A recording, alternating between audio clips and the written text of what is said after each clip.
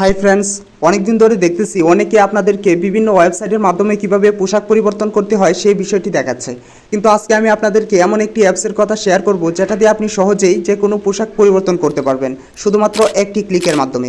So কীভাবে করবেন স্ক্রিনটাকে লক্ষ্য করুন, সহজে বুঝিয়ে দিচ্ছি। তো প্রথমে চলে যেতে হবে প্লে স্টোরে গিয়ে লিখবো পেজস্টোন। তারপর আমাদের সামনে এরকম একটি পেজের লোগো শো করবে। সো আমরা এটা দেখে আমরা ইনস্টল করে নেব।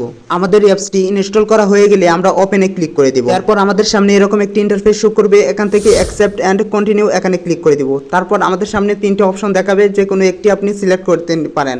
সো আমি প্রথমটাই সিলেক্ট করলাম। এরপর এখান থেকে নেক্সটে ক্লিক করে দেব। তারপর একটু লোডিং নেবে। পর এখান থেকে উপরে ক্রস আইকনে ক্লিক করে দেব। এরপর এখান থেকে আবারও অ্যালাউ এখানে ক্লিক করে দেব। তারপর আমাদের গ্যালারিটা শো করবে। এখান থেকে আমাদের পছন্দ মতো যে কোনো একটি ছবি আমরা সিলেক্ট করে নিব। সো আমি এই ছবিটাই সিলেক্ট করলাম। সিলেক্ট করার পর আমরা ডানে ক্লিক করে দিব। তারপর আবারও এই ছবির উপর ক্লিক করতে হবে। এরকম অপশন আসলে আমরা উপরে ক্রস আইকনে ক্লিক করে দেব। তারপর এখান থেকে নট নাও এখানে ক্লিক করে দিব। তারপর একটু স্ক্রল ডাউন করে একটু ডান দিকে চলে যাব। এখান থেকে আমাদেরকে ক্লথ এই অপশনটি খুঁজে নিতে হবে। সো আমরা এখানে ক্লিক করে দিব।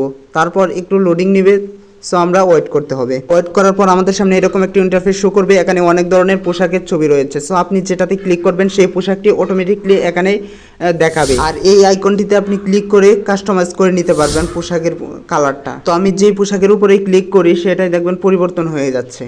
সো এইভাবে আপনি সহজেই অনেকগুলো পোশাক এভাবে পরিবর্তন করতে পারবেন। আর এই ছবি সেভ করার জন্য নিচে দেখুন টিক মার্ক আছে, এখানে ক্লিক করে দেব। তারপর উপরে সেভ অপশন আছে, এখানে ক্লিক করে দেব। তাহলে আমাদের ছবিটি গ্যালারিতে চলে যাবে। সো আজকের মতো ভিডিও এখানে যদি ভালো লাগে তাহলে অবশ্যই লাইক, কমেন্ট এবং ফলো করতে ভুলবেন না। সবাইকে ধন্যবাদ।